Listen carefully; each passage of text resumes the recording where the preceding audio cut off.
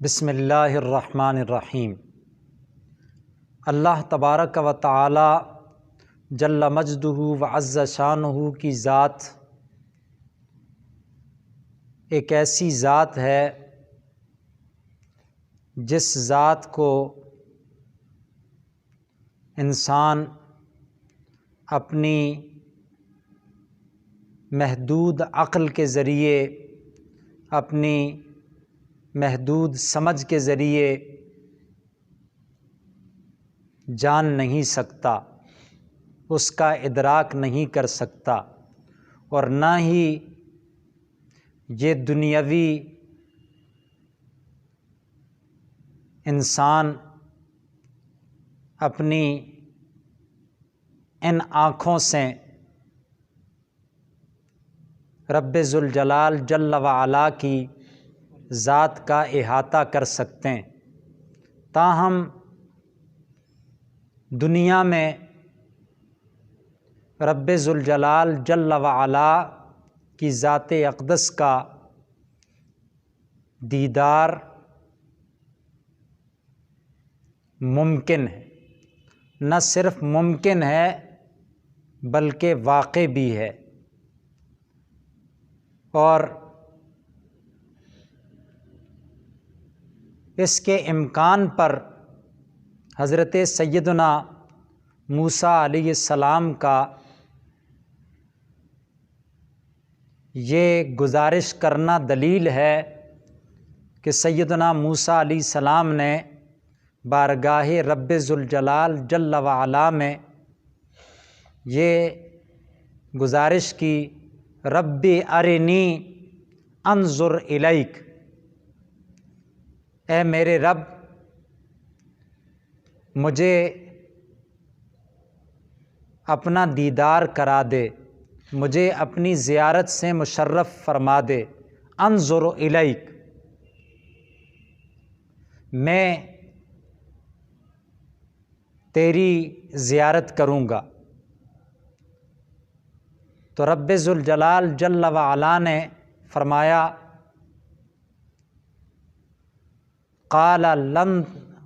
لن ترانی،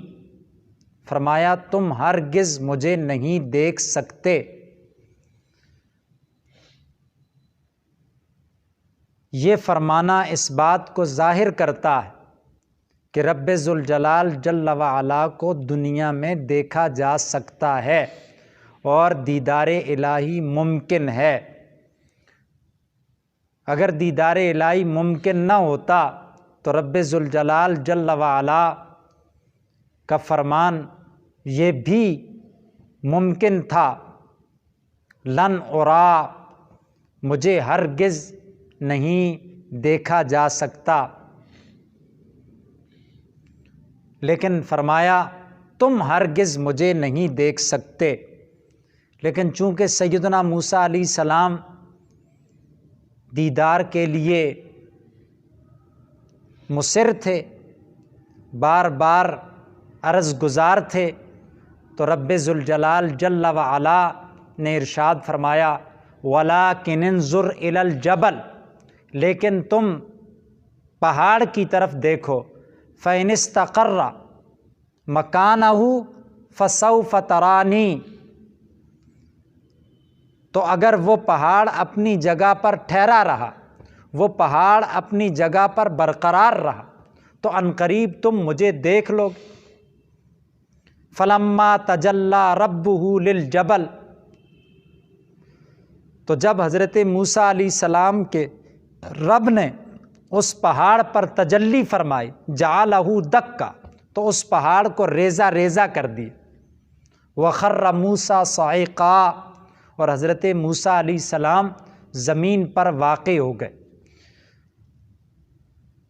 رب ذوالجلال جل وعلا کی تجلی جب پہاڑ پر ہوئی تو پہاڑ اپنی جگہ پر برقرار نہ رہا۔ رب ذوالجلال نے حضرت موسیٰ علیہ السلام سے یہ فرمایا تھا کہ اگر پہاڑ اپنی جگہ پر برقرار رہا تو عنقریب تم مجھے دیکھ لو گے، فَسَوْفَ تَرَانِی، تو عنقریب تم مجھے دیکھ لو گے، یعنی رب ذوالجلال جل وعلا کا دیکھا جانا ممکن، اور رب ذوالجلال جل وعلا کو دنیا میں دیکھا جا سکتا ہے۔ ایک ہے رب ذوالجلال جل وعلا کا دیکھا جانا، اور ایک ہے رب ذوالجلال جل وعلا کی ذات کا احاطہ کیا جانا۔ کسی چیز کو دیکھنے کا ہرگز یہ مفہوم نہیں ہوتا کہ اس کا مکمل احاطہ ہو گیا۔ اور جو سورۃ الانعام کی آیت مبارکہ ہے، لا تدرکہ الابصار، نگاہیں اس کا احاطہ نہیں کر سکتی، یہاں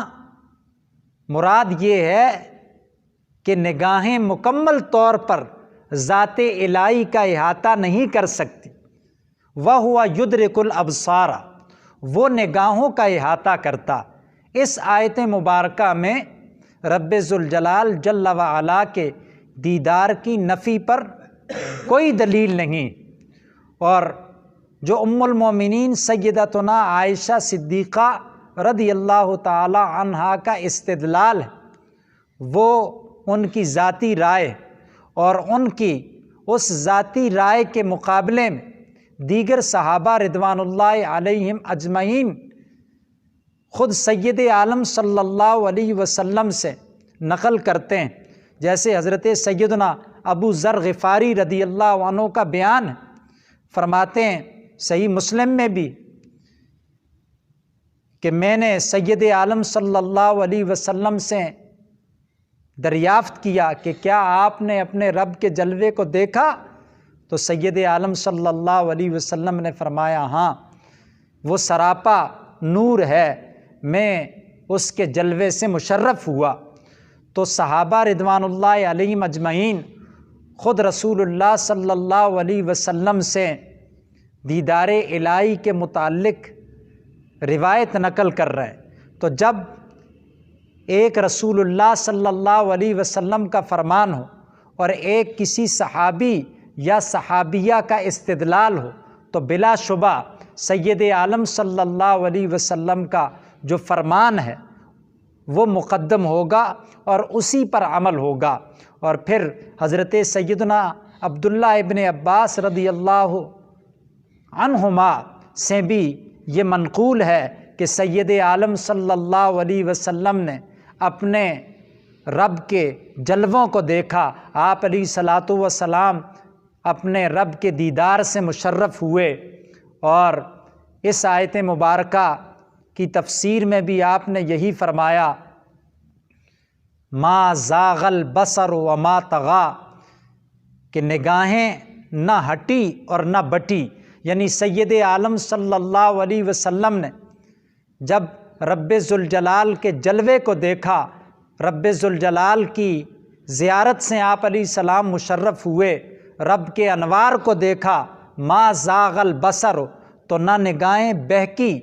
وما طغی، نہ کج ہوئی، نہ ہٹی نہ بٹی۔ امام اہل سنت امام احمد رضا نور اللہ مرقدہ فرماتے ہیں، معنی قد رآ مقصد ما طغی، معنی قد رآ مقصد ما طغی، نرگ سے باغ وحدت پہ لاکھوں سلام۔ تو سید عالم صلی اللہ علیہ وسلم اپنے رب کے دیدار سے مشرف ہوئے، اور حضور سید عالم صلی اللہ علیہ وسلم کو رب ذوالجلال نے اس عظیم شرف سے مشرف فرمایا۔ اور رب ذوالجلال کا یہ فضل ہے، رب جسے چاہتا ہے اپنے فضل و احسان سے سرفراز فرماتا ہے، اور اسے سب پر فضیلت سے مشرف کر دیتا ہے۔ رب ذوالجلال جل وعلا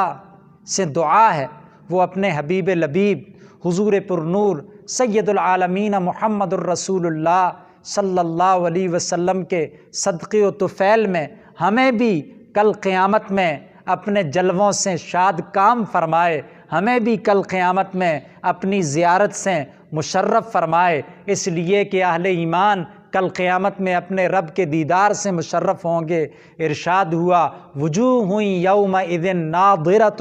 اس دن کچھ چہرے پر رونق ہوں گے، خوش و خرم ہوں گے،